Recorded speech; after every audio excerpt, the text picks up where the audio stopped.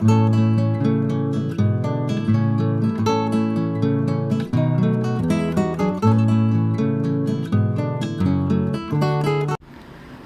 दोस्तों, राधे राधे। कैसे हैं आप? आशा करता हूं कि आप सभी स्वस्थ होंगे, मस्त होंगे और अपने अपने कामों में व्यस्त होंगे।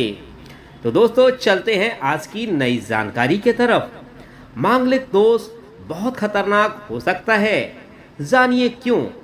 यह व्यक्ति के विवाह और वैवाहिक जीवन में समस्याएं पैदा करता है। ज्योतिष शास्त्र कहता है कि अगर किसी मंगली की शादी गैर मांगलिक से हो जाए तो भी वैवाहिक जीवन में क्लेश और दुख आते हैं और कभी कभी जीवन साथी की जान भी जा सकती है। ज्योतिष भी यही कहता है कि मांगलिक का विवाह मांगलिक से ही कराना उचित है, क्योंकि दोनों के विवाह में मांगलिक दोष स्वतः ही समाप्त हो जाता है। यदि आप नहीं जानते कि यह क्या है और इसका क्या प्रभाव पड़ता है तो पूरा वीडियो ज़रूर देखें। ज्योतिष शास्त्र में मांगलिक दोष का बहुत महत्व है। हिंदू धर्म में मांगलिक दोष का सीधा संबंध विवाह से होता है। ज्योतिष शास्त्र में कहा गया है कि यदि किसी की कुंडली में मंगल 1, 4, 7, 8 और 12वें स्थान पर हो तो व्यक्ति मांगलिक दोष से पीड़ित माना जाता है। मंगल ग्रह की स्थिति के कारण मांगलिक दोष उत्पन्न होता है।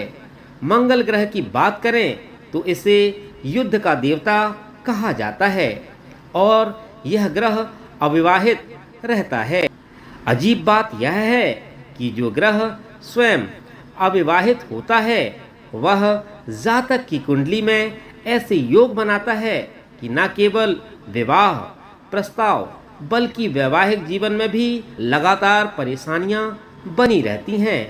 इसलिए आमतौर पर यह सलाह दी जाती है कि मांगलिक व्यक्ति को मांगलिक से ही विवाह करना चाहिए, अन्यथा वैवाहिक जीवन पर बुरा प्रभाव पड़ता है। ज्योतिष शास्त्र कहता है कि अगर किसी मंगली की शादी गैर मांगलिक से हो जाए तो भी दाम्पत्य जीवन में क्लेश और दुख आते हैं और कभी कभी जीवन साथी का साथ भी छूट जाता है।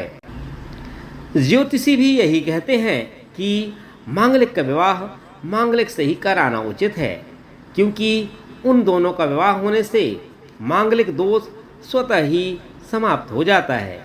यदि आप नहीं जानते कि यह क्या है, इसका क्या प्रभाव पड़ता है, तो वीडियो को पूरा सुनें।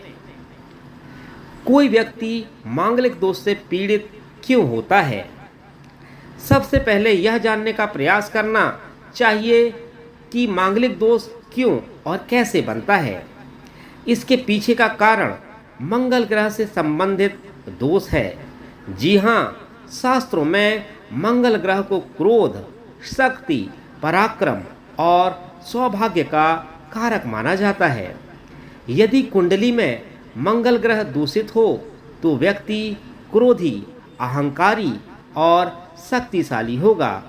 यदि ऐसे व्यक्ति का विवाह किसी गैर मांगलिक से हुआ तो मांगलिक व्यक्ति अपने आवेश, क्रोध, पराक्रम और क्रोध से दूसरे साथी को दबाने का प्रयास करेगा। ऐसे में शादी सफल नहीं हो पाती। आमतौर पर हिंदू समाज में यह माना जाता है कि अगर किसी लड़के या लड़की की कुंडली में मंगल दोष है और उसकी शादी किसी गैर मांगलिक से हो जाती है तो जीवन साथी की जान जा सकती है। इसलिए ज़्यादातर लोग मांगलिक जीवन चुनते हैं। अपने मांगलिक जातक के विवाह के लिए साथी चुनते हैं। मांगलिक दोष कब खतरनाक माना जाता है? सामान्यतः मांगलिक दोष व्यक्ति के विवाह संबंधी कार्यों में विघ्न उत्पन्न करता है। यदि कुंडली के 7वें घर में मंगल हो तो विवाह के समय में बाधाएं आती हैं और विवाह के बाद भी परेशानियां बनी रहती हैं। लेकिन यदि चतुर्थ भाव में मंगल स्थित हो तो जातक का विवाह समय से पहले हो जाता है।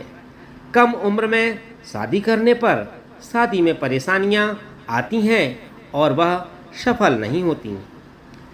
यदि कुंडली में मंगल 8वें भाव में हो तो व्यक्ति के गलत संगत में पड़ने की संभावना रहती है, जिससे विवाह टूटने की संभावना रहती है।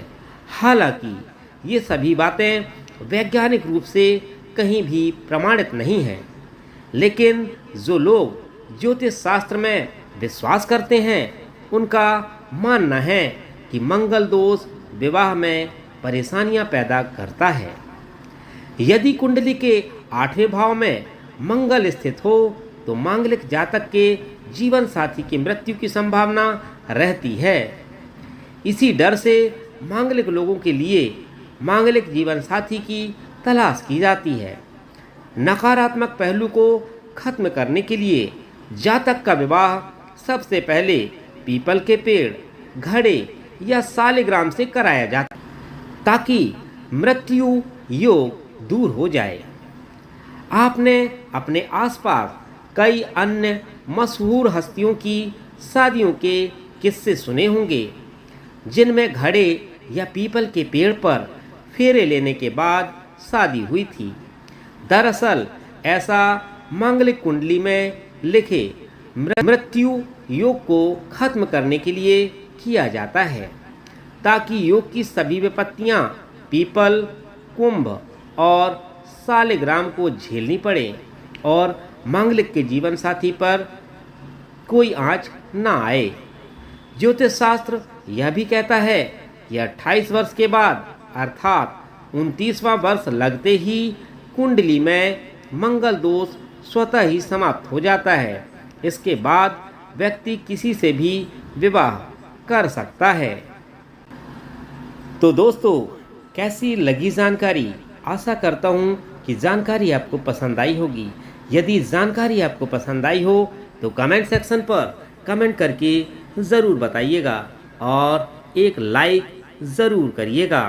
तो दोस्तों, चलता हूँ, मिलता हूँ फिर अगले वीडियो पर। तब तक सभी को राधे राधे, जय जय श्री राम, बाय बाय दोस्तों। मिलता हूँ अगले वीडियो पर।